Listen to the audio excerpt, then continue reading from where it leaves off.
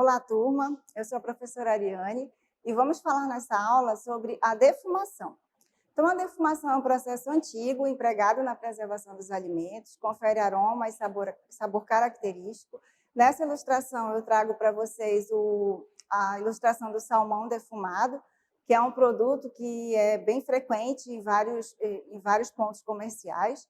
Então, esse processo tem um efeito de conservação, com efeitos de secagem, e que acaba utilizando se baseia em princípios ativos das substâncias químicas bactericidas presentes na fumaça da madeira em combustão, utilizada no processo.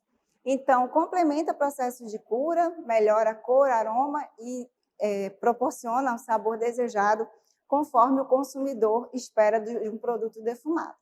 Então, com relação à conservação, o processo desidrata superficialmente, privando os micro-organismos de uma umidade que é essencial para o seu crescimento. Compostos fenólicos e formaldeídos depositados com material resinoso proveniente da madeira em combustão na carne acaba tendo propriedades bacteriostáticas, e alguns fenóis providenciam também proteção contra a oxidação da gordura.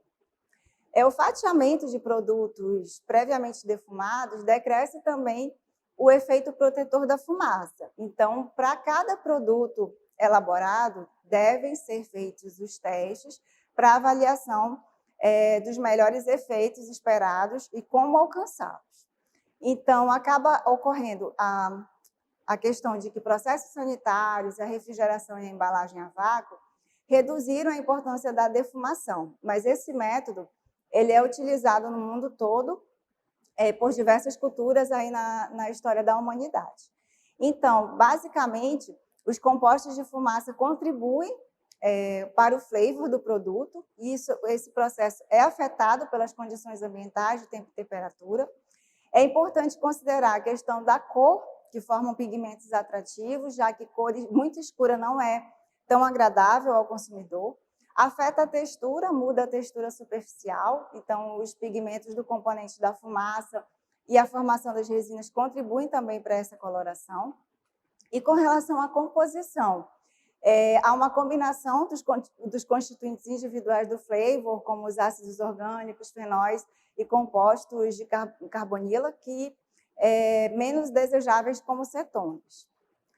Então, com relação à fumaça que é utilizada na defumação, a composição dela vai depender da temperatura de queima, da presença de ar, do tipo e da quantidade de madeira queimada em relação ao tempo e a distância do produto com relação a essa fonte de fumaça. Então, a fumaça ela pode produzir mais de 300 substâncias, como hidrocarbonetos, fenóis, e é importante considerar esse efeito conservante associado ao calor, que acaba reduzindo a umidade, componentes da fumaça, mas tem um efeito bactericida.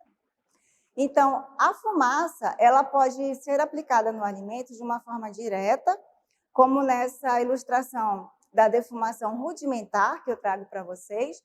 Então, basicamente, é um processo que utiliza a madeira extraída ali do local, e o alimento é submetido diretamente àquela fonte de calor e fonte de fumaça.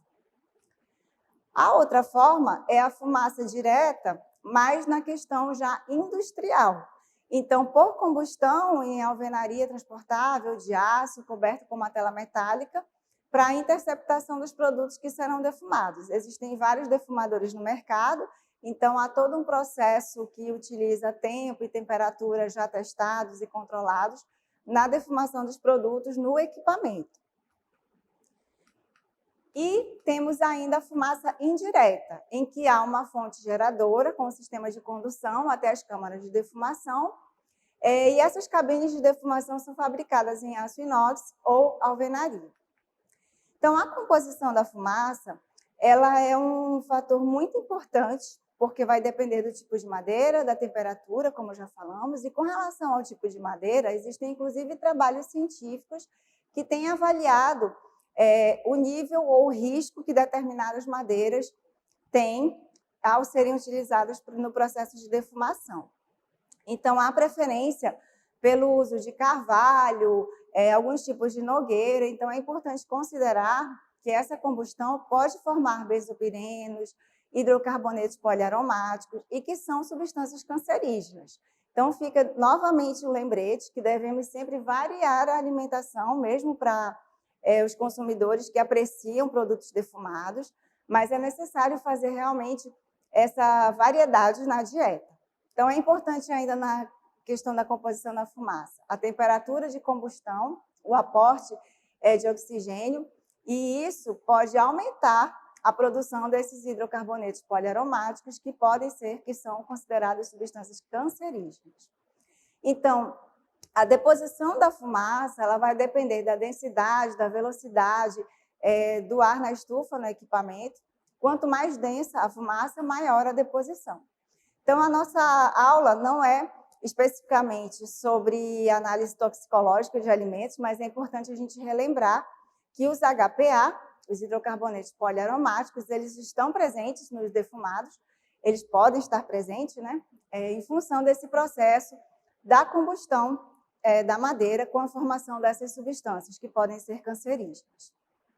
Então, as desvantagens da defumação tradicional estão relacionadas com a presença desses HPA e com relação à perda da matéria-prima com relação ao rendimento. Então, as etapas básicas da defumação são a secagem, a aplicação da fumaça e o cozimento do alimento. Há também a defumação a frio, em que a matéria-prima é submetida a salga seca ou úmida, ocorre também o processo de cura, o sal é retirado e o produto é seco e submetido a defumação com temperatura controlada durante um determinado tempo. Então, aqui a gente traz a ilustração de um defumador a frio e também a presença nos mercados até locais da comercialização da fumaça líquida. Então, vamos lembrar que a fumaça líquida ela acaba também trazendo, ela foi produzida numa condição que ela também possa ter substâncias que a gente tem que observar se elas podem ter um efeito tóxico também com relação à alimentação. Então, temos ainda o processo de defumação a quente, em que o produto é cozido ao mesmo tempo, então são testadas temperaturas da fumaça, proporciona também um sabor característico, e também podem ser utilizados defumadores tradicionais de chaminé ou até mecânicos. Então, por exemplo, na nossa região, nós temos o pescado, em que a defumação desse pescado, se ela for feita, ela tem que considerar a espessura desse peixe ao ser utilizado no processo de defumação, a considerar o teor de umidade, o teor de gordura e o tempo de exposição à fumaça, ele acaba diminuindo a umidade e, consequentemente, o rendimento. Então, um outro exemplo da carne de jacaré defumada, que eu trago para vocês, foram utilizados 5 quilos de carne de jacaré, também lombo, filé da cauda e costela. Então, a carne foi colocada em salmoura, repouso por 30 minutos, foi utilizado o defumador e foi adicionada a serragem como fonte da fumaça. Então, os cortes foram embalados e etiquetados para obtenção de um produto regional submetido ao processo de defumação. Então, é importante lembrar que os pescados, as carnes podem ser matérias-primas importantes. E aqui nessa tabela, trago para vocês as características ou a composição desses produtos obtidos desse processo de defumação e que demonstram também que é um processo aplicável aos produtos regionais. Então, para concluir, deixo com vocês a ilustração de um peixe defumado, demonstrando a utilização da defumação como uma técnica, uma possibilidade dentro da tecnologia de alimentos.